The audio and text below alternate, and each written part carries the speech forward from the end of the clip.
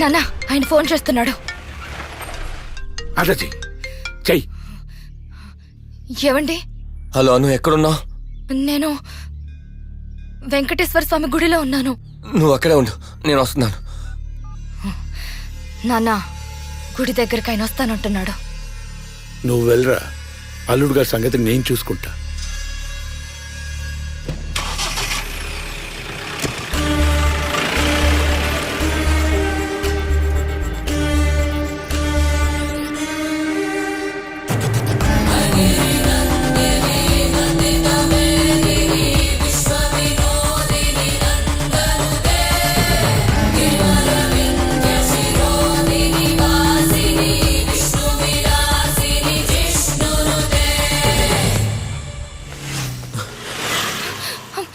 ఏమండి? అను, పాపని తీసుకో.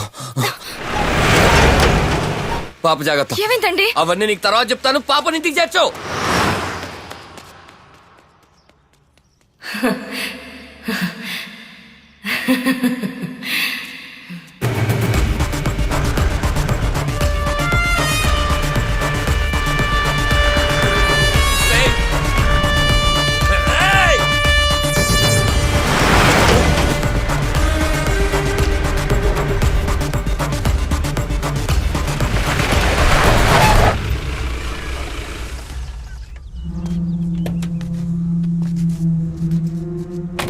అల్లుడు గారు నా మాట అల్లుడేంట్రా?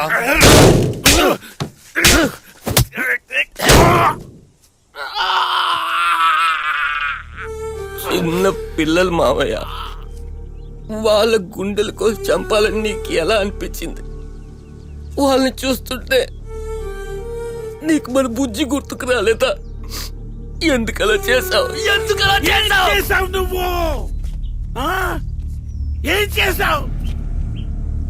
పోలీస్ ఆఫీసర్ కదా, CI, circle inspector of police mister Keshav Naidu ఏం చేశాడు? ఈ తండ్రి ఏం చేశాడు? ఏం చేయలేదు. ఎంత సంతోషంగా ఉండే వాళ్ళ మల్లుడు మనం. ఈ జీవితానికి ఇది చాలా అనుకున్నాను, కానీ ఏం జరిగింది? ఏం జరిగింది? పుచ్చిపోయిన బాధతో అను మెట్ల నుంచి జారి కింద పడిపోయింది.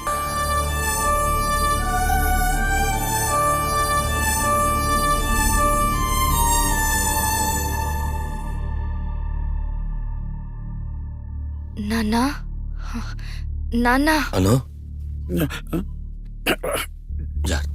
అను, బుజ్జి ఎక్కడ నాన్న?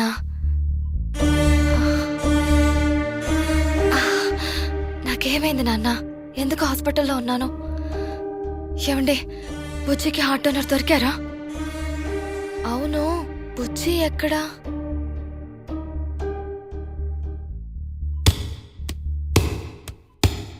బుజ్జి ఇలా రా.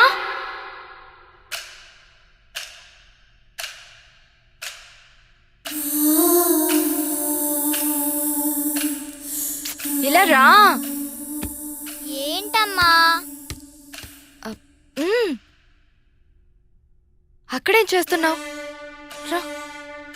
నీకు అసలే ఒంట్లో బాలేదే, ఇప్పుడంతలా ఆడుకోవద్దు. రా, పడుకో.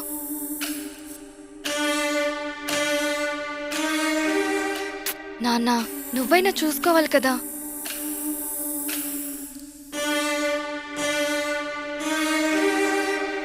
Post traumatic stress disorder. మీ భార్య తలకి దెబ్బ తగలడం వల్ల, ఇంటర్నల్ ఫిరాటిల్ దెబ్బ తినడం వల్ల పాప చనిపోయిందన్న విషయం మీ వైఫ్ బ్రెయిన్ మెమొరీలో లేదు. అందుకే మీ వైఫ్ పాప ఉన్నట్టు, తనతో మాట్లాడుతున్నట్టు ఫీల్ అవుతుంది. It's a psychological ట్రోమా. సాయిరామ్, వీలైనంత వరకు తన బ్రెయిన్కి స్ట్రెస్ ఇవ్వకండి. పాప చనిపోయిందన్న విషయం తనతో చెప్పకండి.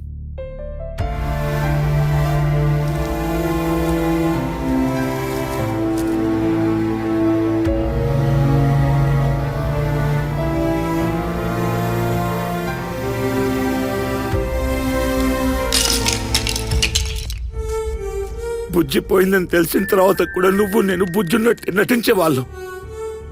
ఎందుకో తెలుసా? కేవలం అనుని బతికించుకోవడానికి. బుజ్జి తినరా. ఏమ్మా ఇదిగో తిను. అను నీ స్టేషన్కి వెళ్ళొస్తా. వస్తాను మావయ్య. మీరు స్టేషన్కి వెళ్ళిపోతారు. నాన్నకేమీ తెలియదు. 3 నెలల్లో ఆపరేషన్ చేయకపోతే బుజ్జి చచ్చిపోతుంది. దాని గురించి ఎవరు పట్టించుకోరు. అను కొంచెం బుజ్జికి ఏమైనా జరిగింది అనుకోండి, నేను చచ్చిపోతాను. అను ఏంటమ్మా ఇది? నేను చెప్పేది వినమ్మా. డాక్టర్కి ఫోన్ చేస్తున్నారు కదా, ఫోన్ చేయండి. హలో డాక్టర్ గారు, పాపకి హార్ట్ డోనర్స్ దొరుకుతారని చెప్పారు కదా, దొరికారా? ఓ గుడ్ న్యూస్ సార్. అలాగే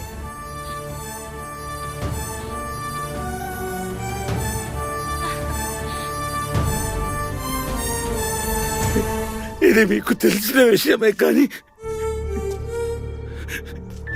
మీకు తెలియని నిజం ఒకటి ఉంది. అది తెలిస్తే నువ్వు కూడా ఏమైపోతావు. నేను దాచిన నిజం ఒకటి ఉంది.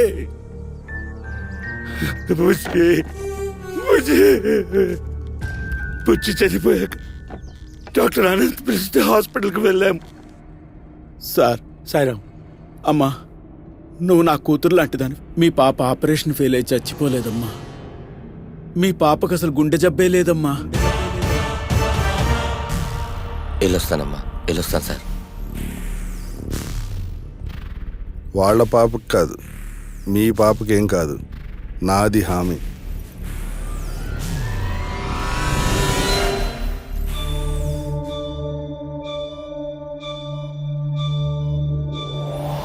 సాయిరామ్,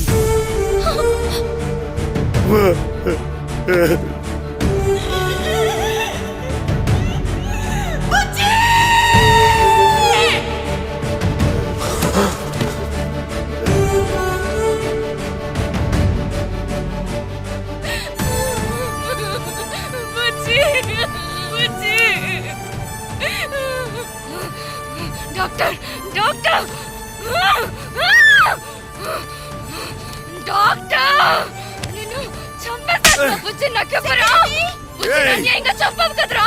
ఈ కూతురు గుండె జబ్బుతో చచ్చిపోలేదన్న విషయం నా కూతుర్ని ఆ డాక్టర్ తోసేయడం నీకు తెలుస్తే, ఆ విషయంలో నువ్వు ఆ డాక్టర్ని ఏం చేస్తావు అని నీకు చెప్పలేదు అల్లుడు. బయటికి ఇచ్చి పడండి రా.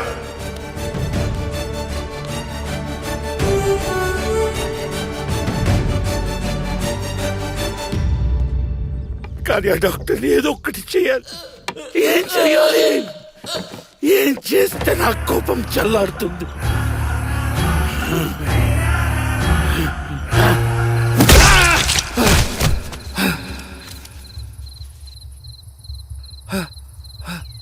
మనిషికి కష్టం వస్తే గుడికి వెళ్తాడు, జబ్బు వస్తే హాస్పిటల్కి వెళ్తాడు. ఎందుకో తెలుసా? గుళ్ళో దేవుడికి దండం పెడితే కష్టాలు తీరుస్తాడో లేదో తెలీదు, కానీ హాస్పిటల్లో ఉన్న డాక్టర్ మనల్ని ఖచ్చితంగా కాపాడతాడన్న నమ్మకం, ఆ నమ్మకాన్ని నువ్వు చంపేశావు doctor. All doctors are not gods, are not gods. I hate you, doctor. You, doctor. You, doctor. ఎన్ని మందులు వాడినా సరే బుజ్జి బ్రతికే ఉంది అన్న భ్రమలో అను బ్రతికేది. బతుకున్న నా కూతుర్ని బతికించుకోవడం కోసం బుజ్జికి నేను ఆపరేషన్ చేయిస్తానని మాటిచ్చాను. బుజ్జి బ్లడ్ గ్రూప్ ఉన్న 8 సంవత్సరాల పిల్లల్ని కిడ్నాప్ చేశాను.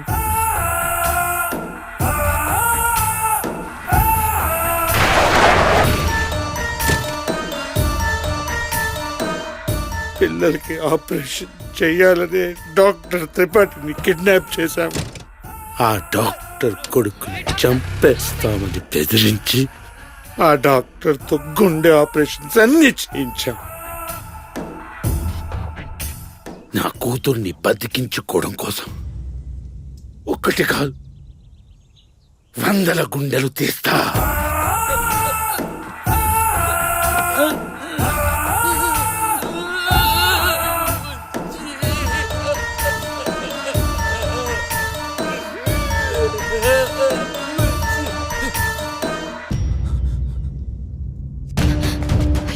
ఏమైందండి?